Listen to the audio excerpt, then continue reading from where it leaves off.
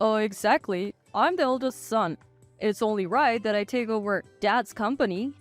Despite the impending funeral of Hugo, our late company president, my estranged older brother, blurted out such a statement as soon as he showed up.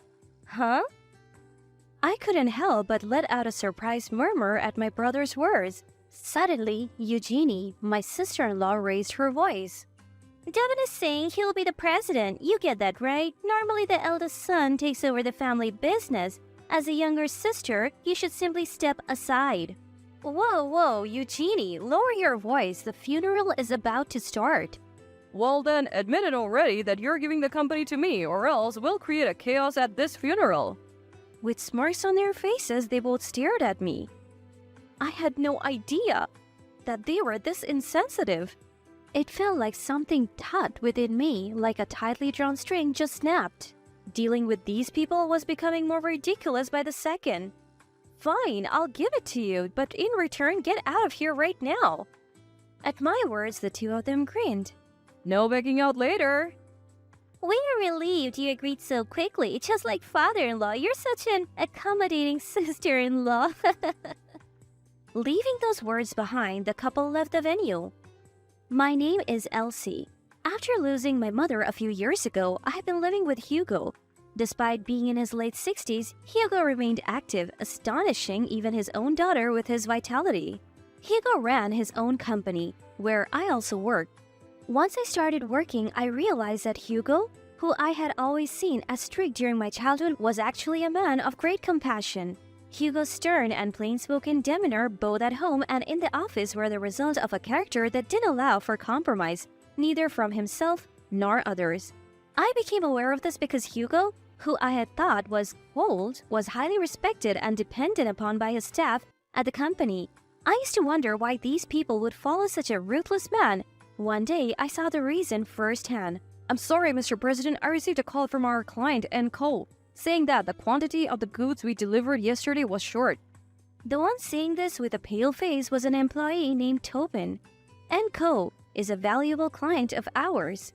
Hugo's company isn't big and our main operation is transactions with major clients. In other words, every single issue with a major client is of considerable importance. Tobin continued, bowing his head. It's my fault. They apparently need it today, so I'll hurry and deliver it right away. I'm really sorry. To this employee, Hugo said, Wait. I'll go too.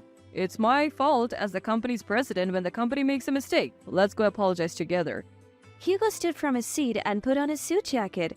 They reported upon their return that our dealings with Co. would continue. Apparently, after Hugo apologized, he presented a plan to prevent such mistakes in the future to Co.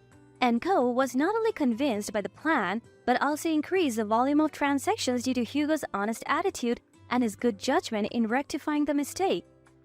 Given the time crunch for Co.'s order, I shouldn't have left it all to Tobin. I should have confirmed it together. So don't blame yourself alone. Tobin shared that Hugo had said these words to him on their way to the client. Tobin proudly spoke of Hugo, who had responsibility and also supported him. Then other employees started to talk about Hugo in unison. From their proud faces, I realized why Hugo was so loved.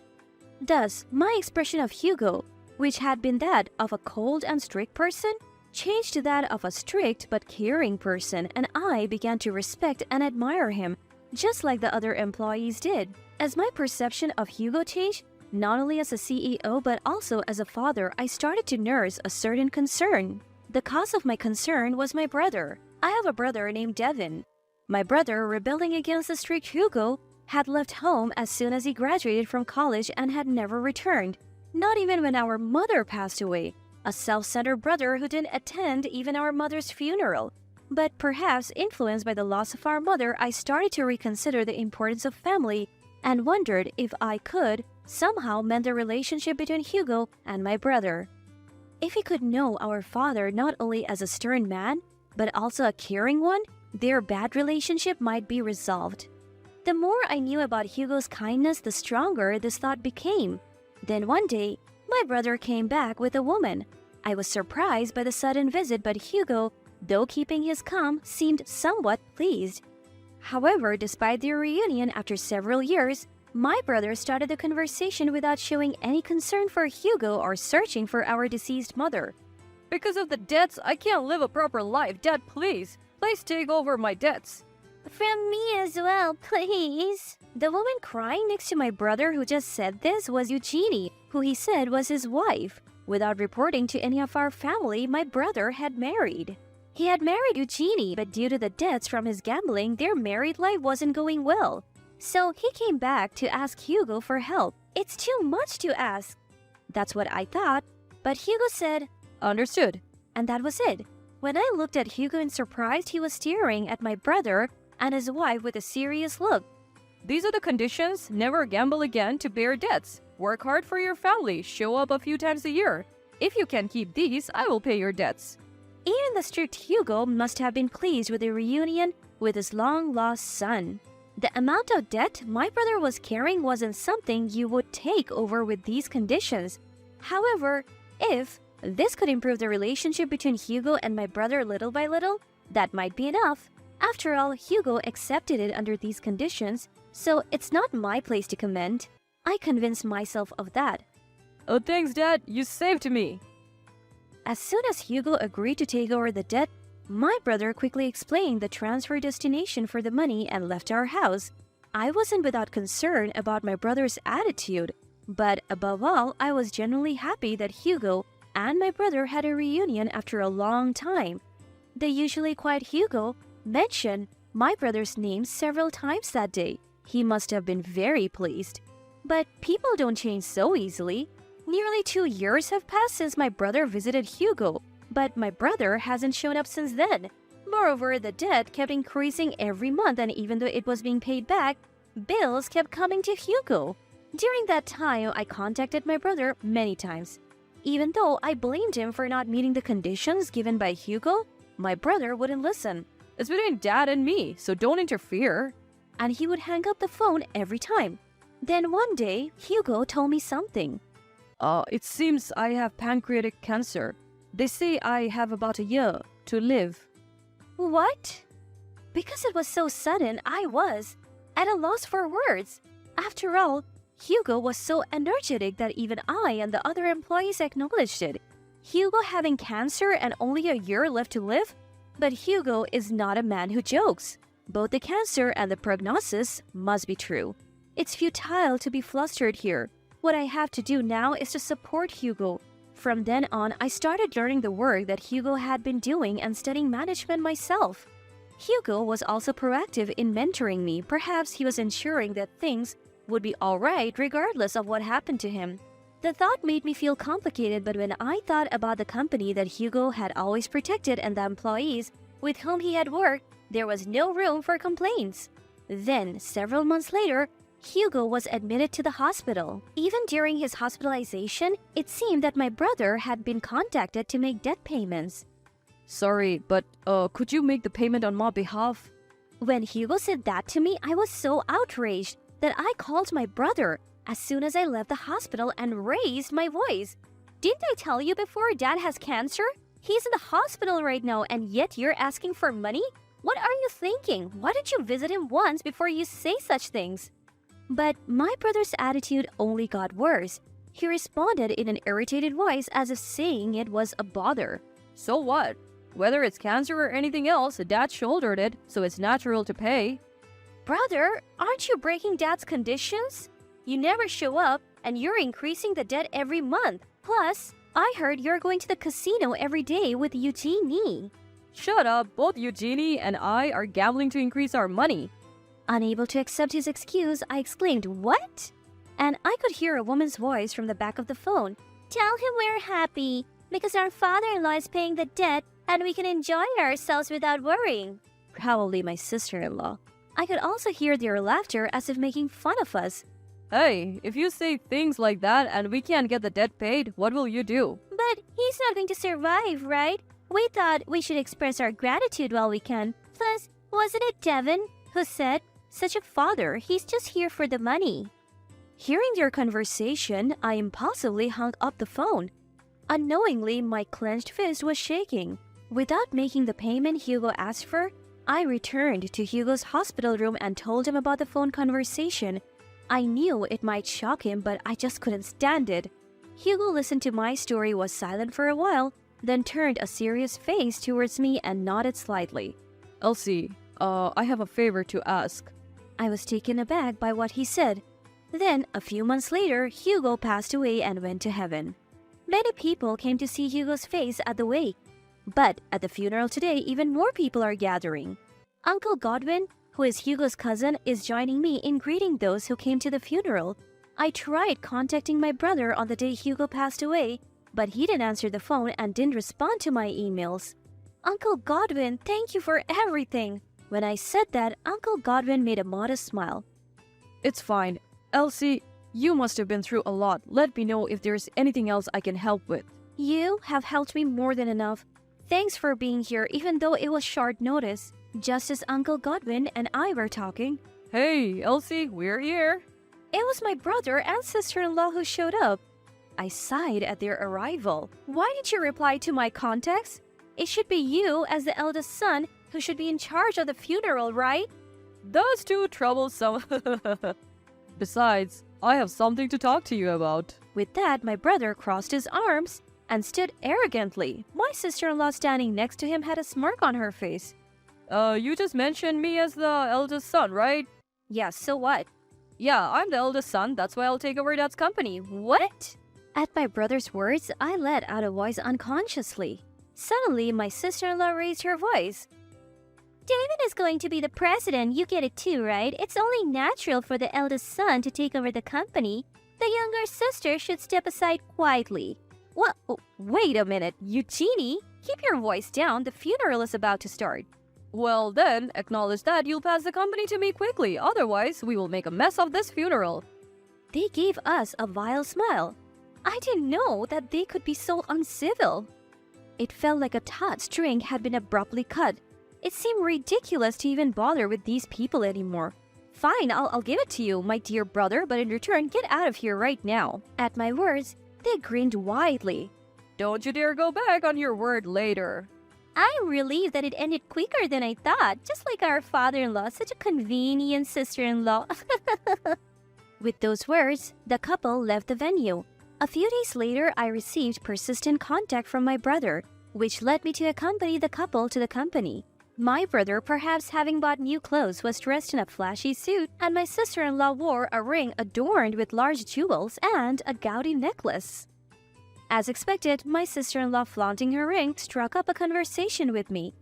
I bought it because I'm becoming the president's wife. How is it? Isn't it lovely? With my emotions drained, I replied, Indeed.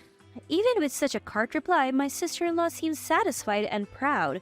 However, her smug expression soon distorted. Upon reaching the company, my brother, ignoring me, clapped his hands loudly. I am the president from now on. Everyone, follow my orders. With that, my brother looked content, and my sister-in-law standing beside him wore a triumphant expression. Now, this $30 million revenue company is my husband's. I am the president's wife. I'm looking forward to our life from now on. With a scornful glance at me, my sister-in-law laughed loudly, flaunting her ring once more. But the very next moment, a wave of laughter erupted within the company. Hugo's subordinates, all the employees, began to burst into laughter. Unable to comprehend the situation, the couple, losing their earlier smug smiles, looked upset. What's so funny? I don't know. Did you say something weird? My brother answered, flustered, in response to my sister-in-law, who was yelling out of irritation. Seeing this, I couldn't help but laugh. Noticing me laughing, my sister-in-law shot a sharp glance at me and started yelling, You know something! What did you do? What's so funny? Oh, it's just funny to see something that's not even yours being claimed so brazenly. What? Hearing my words, my sister-in-law screamed and my brother yelled. What do you mean?